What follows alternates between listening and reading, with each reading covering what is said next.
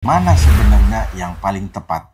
Kemakmuran yang membawa demokrasi atau demokrasi yang menciptakan kemakmuran?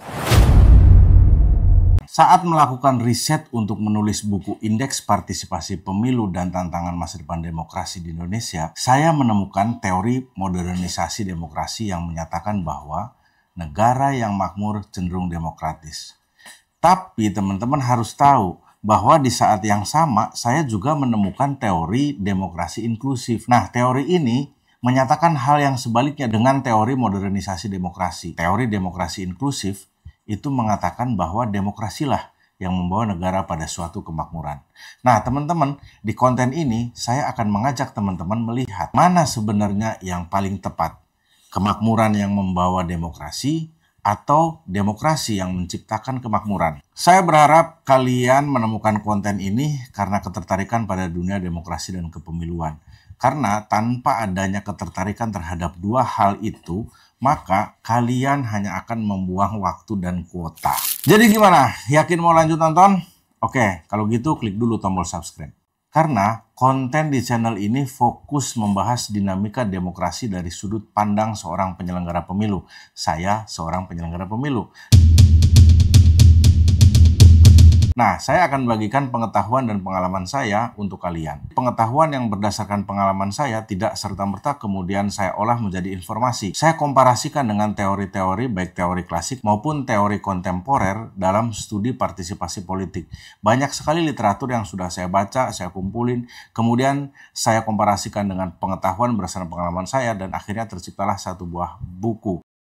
Seperti yang kalian bisa lihat di deskripsi, karena saya sertakan linknya di sana supaya kalian juga bisa ikut membacanya. Nah, sekarang kita masuk ke inti bahasan. Jadi, teori-teori yang saya sebutkan tadi, teori modernisasi demokrasi dan teori demokrasi inklusif, ada tokoh besar di balik semua itu. Nama tokohnya adalah Seymour Martin Lipset, atau untuk memudahkannya kita sebut saja Lipset gitu ya. Dengan teori modernisasinya menyatakan bahwa kemakmuran itu membawa demokrasi. Jadi, Pak Seymour Martin Lipset ini di tahun 1959 menulis karya monumentalnya berjudul Some Social Requisites of Democracy. Nah, intinya dalam buku itu menyebutkan bahwa demokrasi hanya bisa tumbuh tuh kalau masyarakatnya sudah makmur. Nah, kemudian dia menemukan korelasi antara pendapatan per kapita, tingkat pendidikan, urbanisasi, dan industrialisasi dengan keberhasilan demokrasi. Nah, ini juga menjadi salah satu dari sekian banyak sitasi yang saya gunakan di dalam buku saya atau kutipan-kutipan berdasarkan teori-teori. Nah, Seymour Martin Lipset ini memberi pengetahuan unik karena untuk menjadi negara yang demokratis, dia menekankan pada aspek kemakmuran rakyatnya. Nah, tentu ini menjadi pokok bahasan yang sangat menarik bagi penyelenggara pemilu, akademisi, maupun mahasiswa. Benar nggak sih demokrasi itu hanya akan sehat kalau rakyatnya makmur? Negara-negara yang lebih sejahtera misalnya seperti di Eropa Barat atau Amerika Utara lebih stabil demokrasinya. Itu menurut Lipset. Nah, jadi bagi si Pak Lipset ini, dia menyimpulkan kemakmuran membuat masyarakat lebih rasional, lebih toleran, dan lebih terbuka terhadap perbedaan. Jadi teman-teman, menurut dia, saat kebutuhan dasar terpenuhi, orang tuh tidak mudah dijebak oleh politik identitas atau uang. Kita tahu dong, bahkan di Indonesia sendiri sebenarnya ada tren di mana masyarakat cenderung akan menentukan pilihannya hanya berdasarkan kepentingan-kepentingan pragmatis dan transaksional dalam jangka pendek. Teori ini tuh sering banget digunakan untuk menjelaskan kenapa partisipasi politik dan kualitas demokrasi sering naik turun. Nah, akhirnya disimpulkan bahwa hal tersebut karena tingkat kesejahteraan dan pemerataan ekonomi juga masih timpang atau belum merata. Sekarang saya mau ngajak teman-teman ke pandangan yang berseberangan dengan Seymour Martin Lipset, yaitu pandangan Amartya Sen. Nah, Amartya Sen punya satu teori bernama teori demokrasi inklusif. Jadi, dia punya pemikiran bahwa demokrasi itu justru yang membawa kemakmuran, bukan sebaliknya kemakmuran yang membawa demokrasi. Dia betul-betul membalik pandangannya Seymour Martin Lipset. Dalam buku Development as Freedom tahun 1999, ya kalau nggak salah nanti teman-teman bisa cek. Jadi Development as Freedom itu diterbitkan tahun 99, penulisnya Amartya Sen. Dia tuh bilang begini, demokrasi bukan hasil dari kemakmuran, tapi demokrasi itu sendiri adalah cara untuk menciptakan kemakmuran. Bagi Amartya Sen, atau kita sebut saja Sen untuk memudahkannya ya, kemakmuran sejati itu bukan sekedar uang, tapi kapasitas manusia untuk memilih dan menentukan hidupnya sendiri. Jadi dalam pandangan Amartya Sen, demokrasi itu membuka ruang bagi transparansi, akuntabilitas, dan kebijakan yang lebih berpihak pada rakyat. Lihat saja India, tempat Amartya Sen berada. Sebelum kaya, mereka tuh sudah demokratis. Jadi lewat demokrasi, mereka mampu menekan kelaparan massal karena kebijakan publiknya terbuka terhadap kritik dan partisipasi rakyat. Sedangkan negara otoriter tuh mungkin bisa saja cepat kaya gitu ya, tapi tanpa demokrasi, kekayaannya hanya dinikmati segelintir orang. Nah, sekarang kalau kita tarik ke Indonesia, mana yang lebih cocok? Di satu sisi Lipset benar, kemiskinan bisa mengancam demokrasi. Bisa dibilang teori ini sebenarnya tidak saling meniadakan gitu ya. Baik teorinya Amartya Sen maupun Simur Martin Lipset itu sama-sama saling melengkapi. Nah, sekarang mari kita lihat fakta di Indonesia.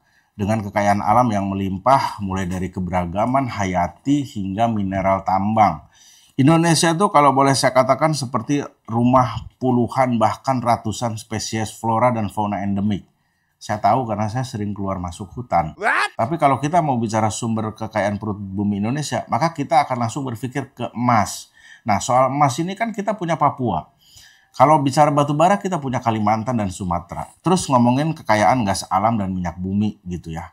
Tentu pikiran kita kan langsung berangkat ke cadangan yang melimpah di Blok Natuna dan Cepu. Nah, ngomongin soal timah nih, ini barang-barang yang ada di perut bumi sebagai kekayaan orang Indonesia nih. Timah aja. Kalian tuh harus tahu ya, di tahun 2023, United States Geological Survey atau USGS menobatkan Indonesia tuh sebagai produsen timah terbesar di dunia loh teman-teman. Bahkan terbesar setelah Tiongkok dan Myanmar. Jadi kalau kita lihat urutan global di dunia gitu ya, berdasarkan data USGS, Indonesia tuh menempati posisi negara penghasil timah yang jauh lebih besar dibanding Australia dan Malaysia, negara tetangga kita. Tapi gimana dengan pemerataan ekonominya? Apakah demokrasi kita telah berhasil mendistribusikan kekayaan Indonesia ke seluruh penjuru negeri? Nah, tugas kita adalah bagaimana memastikan demokrasi ini menjadi sistem politik yang mampu merealisasikan itu. Menjadi instrumen untuk mendistribusikan kekayaan alam Indonesia ke seluruh negeri. Ketika semakin banyak yang memberi perhatian pada dunia demokrasi, maka semakin sehat juga Indonesia. Goalnya adalah menjaga stabilitas ekonomi, sosial, dan tentu stabilitas politik lah sebagai kunci dari bekerjanya sistem untuk memastikan kedaulatan rakyat sepanjang masa. Nah, Indonesia punya peluang besar untuk membuktikan bahwa demokrasi dan kemakmuran itu bisa berjalan bersama. Tapi itu hanya mungkin terjadi kalau rakyatnya terlibat secara aktif, cerdas, dan kritis dalam politik.